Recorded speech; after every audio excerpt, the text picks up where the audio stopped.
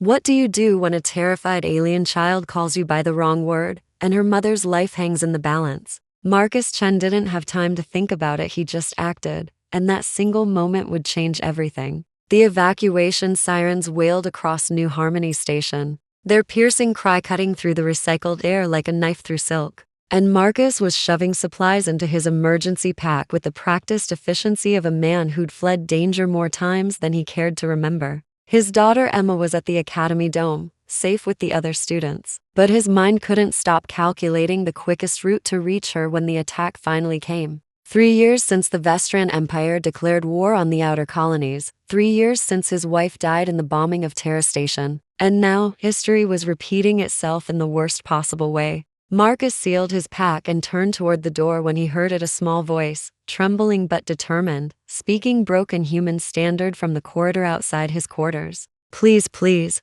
Mr. Human Women, help us. He froze. The residential sector should have been empty by now. Everyone with half a brain was either in the evacuation pods or the reinforced shelters. He grabbed his pulse pistol from the drawer, checked the charge, and hit the door panel. What he saw made his combat-hardened heart clench in his chest. A young alien woman stood there, maybe 23 or 24 in human years, with silver hair cascading past her shoulders and pointed ears that marked her as Colossian, the very species humanity was at war with. But it wasn't her striking appearance that stopped him cold, it was the desperation in her luminescent violet eyes and the way her tactical pants were torn at the knees, scraped and bloodied. Behind her, slumped against the corridor wall, was an older Colossian woman, her face pale and contorted with pain, one leg bent at an unnatural angle. Mr. Human Women, the young alien repeated, and Marcus realized she was trying to say man, but her translator implant must have been damaged, scrambling her words.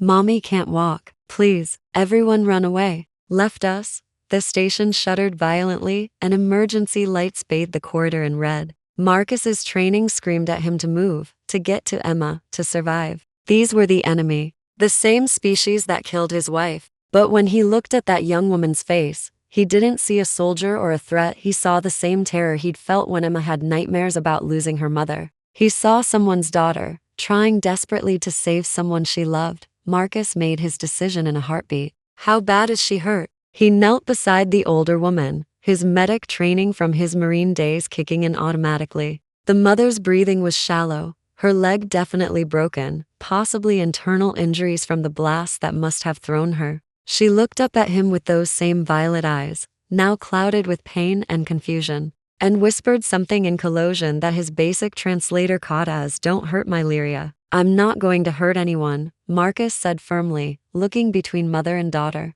"But we need to move now. The Vestran ships will breach the station's shields in less than 10 minutes. Lyria, the young woman, nodded rapidly, her silver hair catching the emergency lights. "I know. I try carry mommy, but she too heavy, and I too weak. I'm not strong like human soldiers." There was shame in her voice, a daughter's guilt at failing to protect her parent. Marcus understood that feeling intimately. Strength isn't just physical, he told her, already calculating. The nearest shelter was 4 corridors away, too far to carry an injured woman while the station was falling apart. But Pod Basie was closer, just 2 turns and a straight shot. "Listen carefully. I'm going to carry your mother. You're going to run ahead and activate emergency pod 17, the green panel. Press it twice. Can you do that?" Lyria's eyes went wide. You help us? But we Colossian. You human. We enemies. You wife die because my people's war." Marcus felt something crack inside his chest. She knew. Somehow this young alien woman knew his story, probably saw his service records when she was desperately searching for help. The fact that she came to him anyway, knowing what her people had taken from him, spoke of a courage that transcended species. "Yeah, well," Marcus said, his voice rougher than he intended, "my daughter taught me that hate is exhausting. Now move." He bent and scooped the mother into his arms with a practiced fireman's carry, adjusting her weight to avoid her injured leg. She cried out in pain, and Lyria made a distressed sound that needed no translation. "Mommy, she'll be okay, but only if you run right now," Marcus commanded, and Lyria took off like a shot, her movements graceful despite her panic. Marcus followed, each step measured and deliberate, even as the station bucked and groaned around them. The mother was heavier than he expected, her collision physiology denser than human, and his 42-year-old back immediately protested. But Marcus Chen hadn't survived the Battle of Proxima Ridge by giving up when things got hard. They rounded the first corner and nearly collided with a falling support beam. Lyria screamed and threw up her hands, and Marcus witnessed something impossible. The beam stopped mid-air, suspended in a field of shimmering violet light that pulsed from Lyria's palms. She was using some kind of kinetic ability, her face straining with concentration, her whole body trembling. "Go," she gasped. "I hold." Marcus didn't need to be told twice. He ducked under the suspended beam with his precious cargo, and the moment he was clear, Lyria released it with a crash and stumbled forward. He caught her elbow with one hand, still balancing the mother with the other. "You okay?" "Yes, sorry, not very good at it." Father was the powerful one. He dead now. Vestran killed him too. She said it matter-of-factly, but Marcus heard the ocean of grief beneath those words. They were the same, he realized. Two people from warring species, both victims of the same conflict, both trying to protect what family they had left. "Pod Bay, let's go," he said, and they moved together through the dying station. An explosion somewhere above them rained debris, and this time Marcus had to trust Lyria completely, as she shielded them with her shaky telekinetic barrier. She was untrained, raw, but determined. They burst into Pod Bay C to find it mostly empty, the pods already launched. Pod 17's door hung open, its green activation panel blinking. Lyria had done exactly as instructed. Marcus carefully loaded the mother into the pod's emergency stretcher, activating the medical stabilizers that would keep her alive during transit. The older woman grasped his hand with surprising strength. "Thank you," she whispered in perfect human standard, apparently more skilled with languages than her daughter. "You didn't have to save us." "Yes, I did," Marcus replied simply. He turned to Lyria, who stood at the pod's entrance, her face torn with emotion. "Get in. The pod's autopilot will take you to the refugee station at what about you?" Lyria interrupted. "Your daughter. You need get to Academy Dome."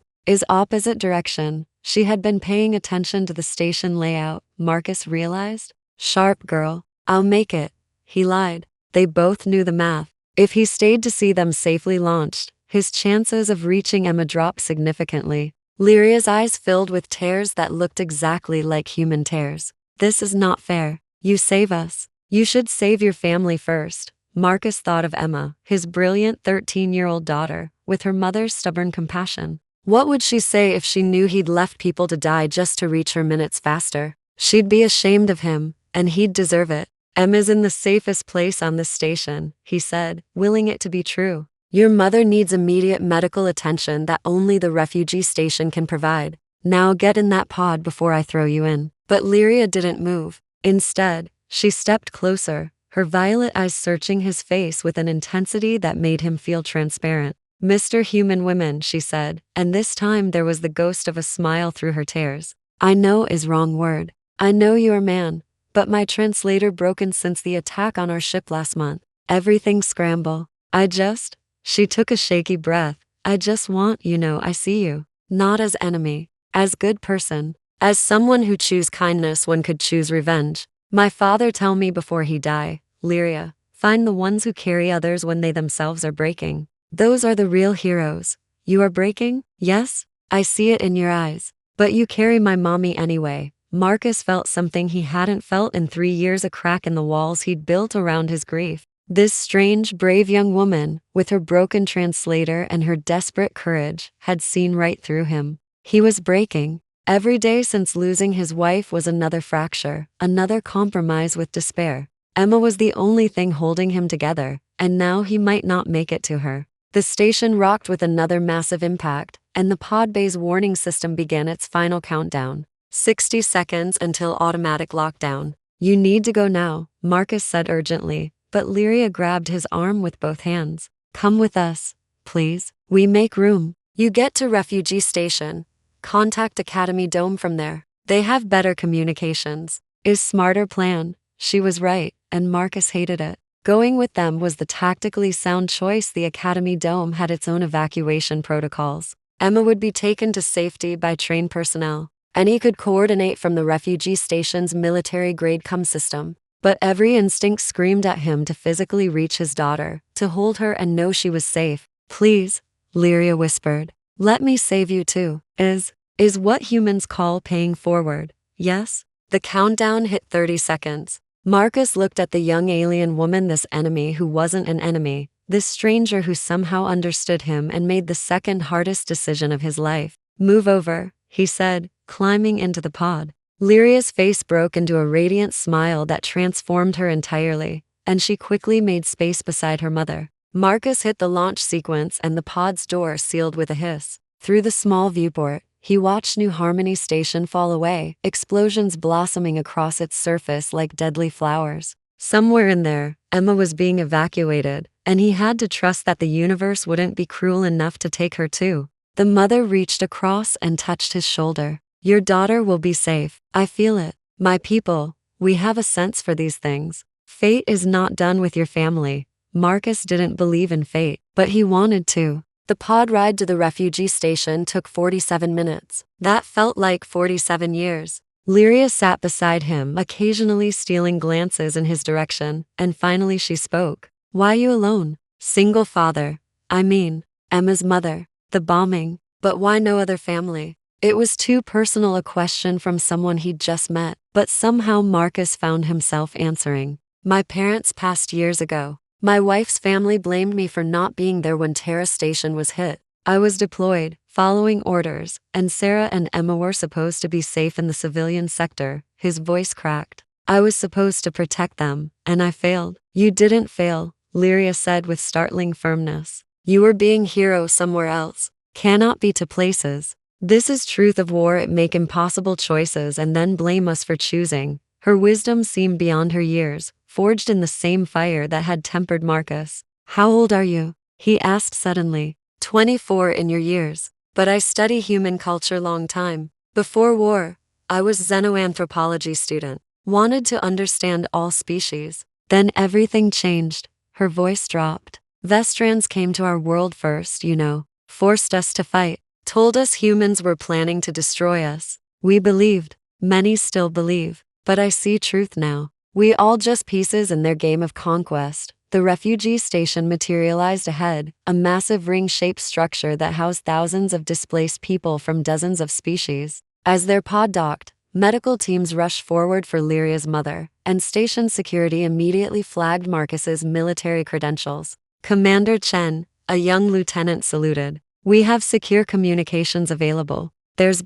He hesitated. There's been an urgent message for you from New Harmony Academy Dome. Marcus's blood turned to ice. No, please not Emma. He was dimly aware of Lyria following him as he sprinted to the communications center, her presence a silent support. The message loaded, and Emma's face appeared on the screen alive, unhurt and furious. Dad, where are you? The Academy sent us to the escape ships, and they said you weren't on the manifest for any of the station pods, and I thought. Her voice broke. I thought you were dead. I'm here, sweetheart, Marcus said, his voice thick with relief. I'm at Refuge Station Alpha. I'm safe. Why didn't you come to the Academy? What happened? Marcus glanced at Lyria, who stood just outside the camera's view, giving them privacy, but ready if needed. I found someone who needed help. Someone whose mother couldn't walk. I had to carry her to safety. Emma was quiet for a moment, and then her expression softened into something that looked heartbreakingly like her mother's compassion.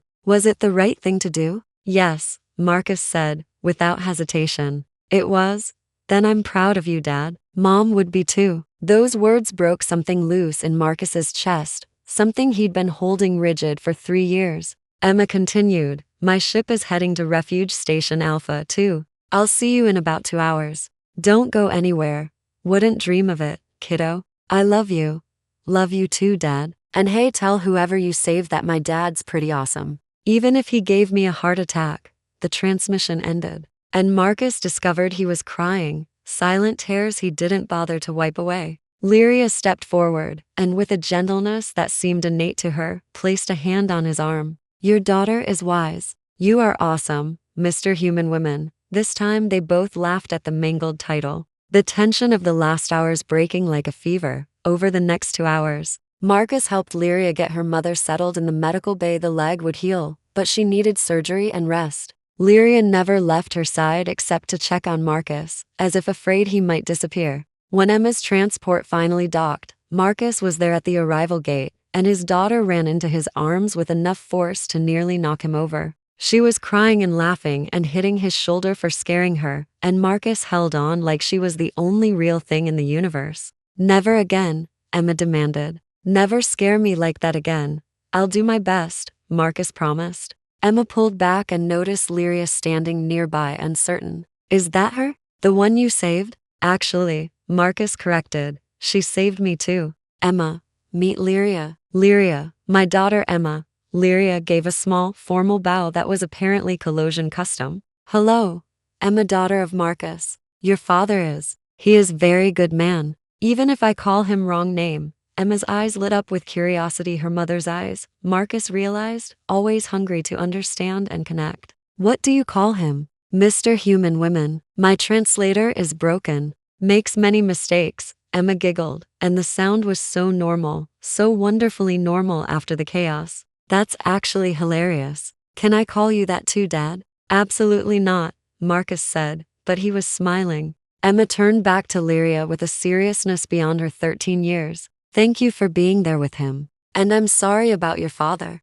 I know what it's like to lose someone." Lyria's eyes widened, recognizing a kindred spirit. "I am sorry about your mother. War is terrible thing. Takes too much from everyone." The two regarded each other with understanding. And Marcus saw the beginning of something unprecedented, a bridge across the divide of war. Built by two people who'd both lost too much to hate anymore. An announcement echoed through the station about refugee housing assignments, and Lyria looked uncertain. "I should go. Mommy will worry if I'm gone long." But she turned to Marcus. "Thank you. For everything. For seeing us as people. For choosing to carry my mommy when you could have left us. I will never forget." Marcus pulled a data chip from his pocket and pressed it into her hand. "My contact information. When this war ends, and it will end, I want to know you both made it through. And if you ever need anything, you call me. Understood?" Lyria clutched the chip like a precious treasure, tears streaming down her face. "I promise. And when war ends, I come find you. Tell you properly, in good human standard, how you change everything for me. How you show me that enemies are just friends we haven't understood yet." She hesitated, then added in Colossian, a phrase that Marcus's translator rendered as, "May your path always lead you home. Protector of the broken." She left before Marcus could respond, disappearing into the crowded refugee center, silver hair gleaming under the artificial lights. Emma slipped her hand into her father's. "You like her," she observed, with the blunt omniscience of teenagers everywhere. "I respect her," Marcus corrected. "She's been through hell and came out kind. That's rare. Mom used to say that the best people are the ones who stay soft in a hard world. I think Lyria's like that. I think you're like that too, Dad, even if you pretend you're all tough and military." Marcus looked down at his daughter. This brilliant, compassionate person he and Sarah had brought into the universe. And felt something he hadn't felt since the bombing. Hope.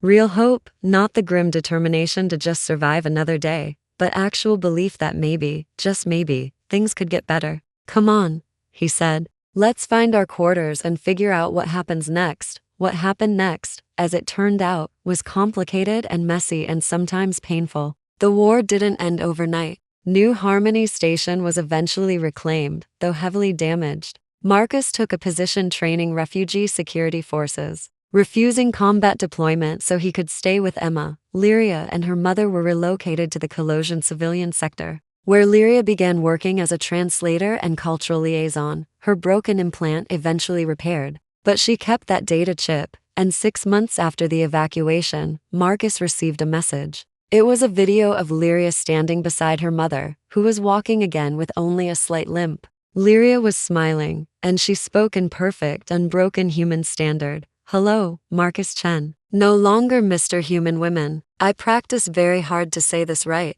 Mommy is healed. We are safe. And I am learning to be bridge builder between our peoples, like you showed me. Thank you for being the human who carried us when we couldn't walk. Thank you for being the man who proved that compassion is stronger than hate. We will meet again when the universe allows. Until then, stay safe." "Emma too. You are both in my heart." Emma watched the message over her father's shoulder and smiled. "You should write back. Tell her about the community garden we're starting here. She'd like that." "Yeah," Marcus agreed, already composing his response in his head. "Yeah, she would." 2 years later, when the peace accords were finally signed and the Vestran Empire collapsed under its own corruption, Marcus stood in the crowd at the Unity celebration on New Harmony Station. Rebuilt and renamed New Hope, Emma was beside him, now 15 and already talking about studying xenobiology. The speeches droned on about cooperation and healing, but Marcus wasn't paying attention. He was scanning the crowd,